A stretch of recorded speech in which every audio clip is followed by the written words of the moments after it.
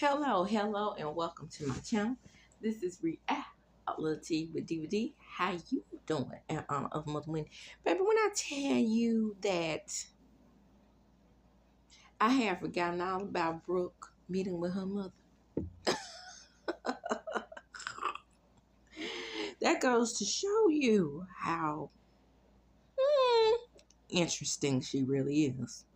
But this is going to be my episode recap of Basketball Wives Season 11, Episode 18, Lies and Private Eyes. And you're going to see why it's private eyes later on. But Brooke meets up with her mom, and her mom is so cute. Oh, she's so cute though. And Brooke, I keep saying Brooke. Am I saying Brandon or Brooke? It's supposed to be Brandon.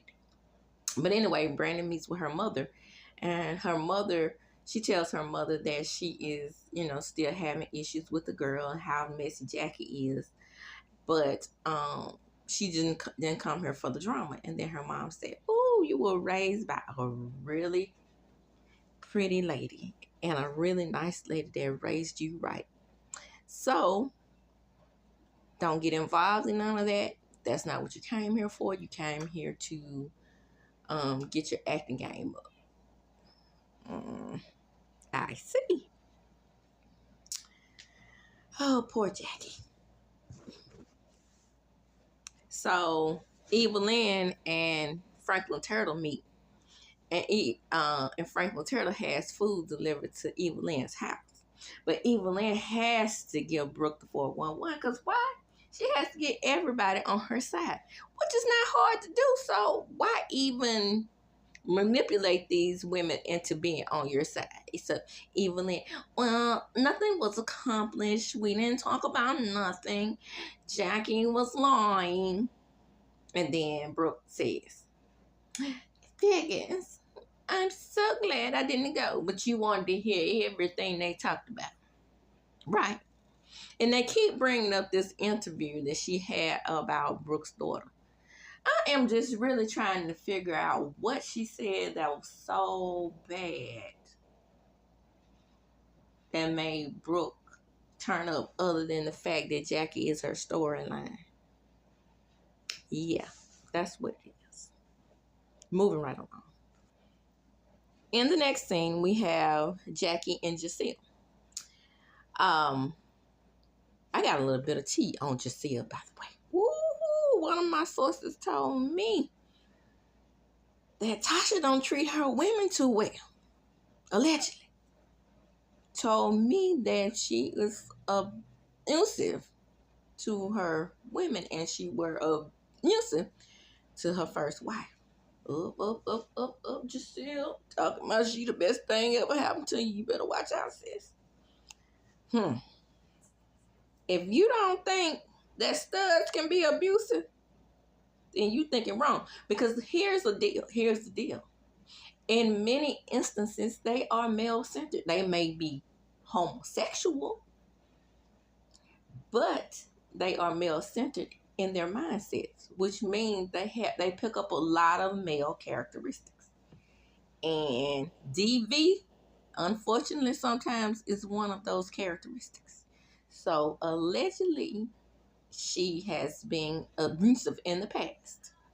So, Giselle, all I'm saying, girl, and that girl is tall and big. But anyway, Jackie wants to connect with her because she's NBA and she's WNBA, and they have more in common.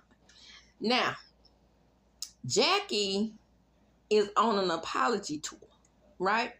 Because she knows that she can never get any of these women to kind of, I wouldn't even say be on her side, but be middle of the road. So she meets with Giselle, and they talk about, the incident that happened, and Jackie apologizes to her for, telling her bye and dismissing her. Giselle is going to do what Giselle is going to do. I hope Jackie knows that. And that means kissing up to the rest of the group. Because I still, for the life of me, cannot understand how it is that Evelyn Lozado treated people awfully and terribly on Miami. Come to LA and still has the bitches in her corner. She has run so many interesting people off these, not this show, these shows. But Jackie, still hanging in there. Hang in there, girl. This is your show. You got that right. Brooke goes on a date. Blah, blah, nothing to see here. He bought her a Chanel purse. Moving right along. So the three switching bitches get together plus Giselle, and they have a little photo shoot. And they're so tired.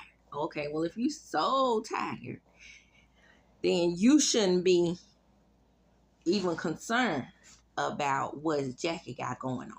But they just can't let it go. So now it's time to talk about Jackie. And Giselle reports that Jackie told her some things that she probably hadn't told a whole lot of people.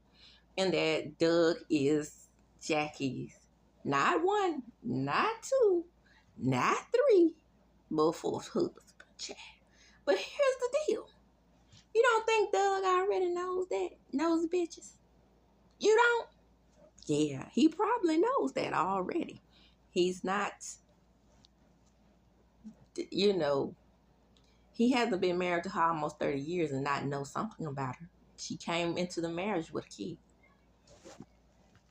So, Evelyn says, oh no, we've got to find some more damage about this woman. She's a liar and she's not telling the truth. It's something real deep about this woman and we're going to find out what it is. So she goes and hires a private investigator. It ain't even that deep, chick. You should stick to what's going on this show.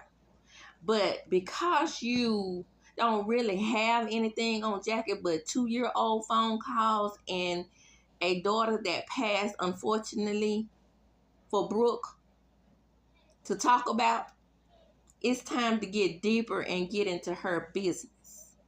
Whereas, girl, Jackie can do the same thing to you, doofus. Why even go down that road? It can be definitely a tit for tat. Like I said, since the three switching bitches have nothing going on, their main goal is to tear down Jackie. So if you all tear her down, then what are you going to do next season? Since you all not sharing your own lives, except for Jennifer, who is, talking about her marriage, which no one cares about. We don't. I'm just saying. So we meet Evelyn in the underground pool that she's having dug, I guess. Child. Anyway, I want to find out and see if what I have matches what she has. What he has. I mean, the private investigator. Why? Okay, I have a question. Was it better when this lady wasn't on the show? She just really is not a good fit for LA, in my opinion. So, nothing to see here, nothing interesting. Brandy and Jackie meet, and Jackie, she tells Jackie about her acting dream. And see, there go Jackie networking for these who's always backstabbing her. So now she is working on getting Brandy some acting gigs. Why? She's trying to make up with them. And that's not the way, Jackie. Leave them, you, like I said, you are the housewife. Leave them bitches where they at. Especially Evelyn. So Giselle and Jennifer, they go dress shopping, and Giselle's like, oh my God, she has champagne taste and I have lemon drop taste. We are totally different. Yeah, you are. You are. You having a small intimate affair and she's having something in Paris. But the point is, she's not excited. She's been on this show, I would say maybe on an average on and off of the 11 years, probably 8, out of the 11. And the most interesting thing happened to her was her husband throwing a drink in her face that she still makes reference to all these many years later. So Jennifer has nothing going on. But at the very end of the episode is what we want to get to, right? You have sneaky, conniving, low down, trashy ass Evelyn meeting with their private detective. And what happens is she finds out not only was Jackie arrested, Jackie was convicted of prostitution. The prostitution, or shout out to Teresa Juday. But the point is, like I said in my Funky Dineva video, baby, you are currently in the prostitution industry. Now, I didn't disagree with my favorite talk show host of the new millennium. Shout out to Wendy. When she called your baby a cash register baby. You didn't like that, did you? That's coming from your Owen. You getting pregnant by Carl Crawford coming from your Owen. And then let's not talk about Sharice, or whatever her name is, who is now getting it from her mama. Say she get it from her mama.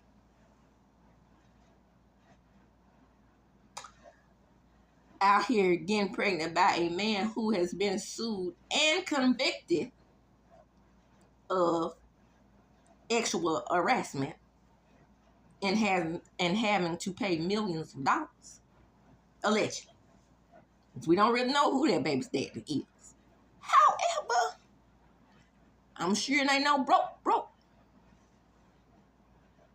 So, what's a little prostitution back in the day?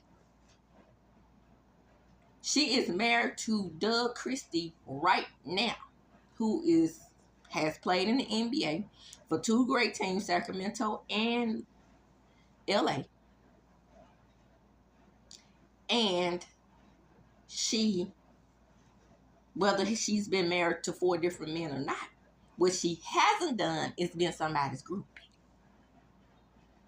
A groupie prostitution whore. Shout out to Teresa. That's what you are. Right?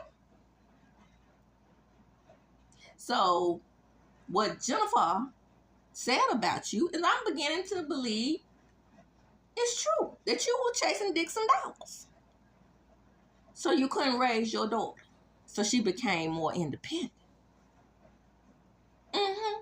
You, heifer. You out here digging up dirt on a woman who got arrested for prostitution in 1987. Way back in the day. Girl, you were 11 or 12, because I think me and you are around the same age. So, what does that have anything to do with anything? And like I said at the beginning of this video, I'm quite sure her husband knows this. Patchy puss. I'm sure he knows. So it's a lot of things people can dig up on you. Just remember that pendulum can swing both ways. Heifer. Evil. Ran through snatch. But that's neither here nor there. We're going to see what the fallout of this outcome is going to be. We do see that you get into it with Brandy. Talking about her husband sleeping with 300 bitches. But why aren't you with Carl anymore? Why aren't you with Chad anymore? Because we know Chad is the love of your life, right? And if he would take you and he didn't replace you with a replica of you, then you'll probably be with him anyway. Domestic, me, and all. Shout out to Tammy for telling her version of what happened to you in that car that night. What if people didn't believe what happened to you like Tammy did? Because Tammy's version of events sound about like you with your aggressive ass. Oh, I said I was going to close. Let me close. That's the end of the episode. She meets with the private investigator. I'm going to close. Don't forget to like, comment, and subscribe to my channel. Hit the notification because she pisses me off. She on my list. I can't stand it. Like, but don't forget to like, comment, and subscribe to my channel. Hit the notification bell button so you can be notified each and every time I upload a video. And with that, I'm going to close. As I do, I'm chunking them up. Deuces.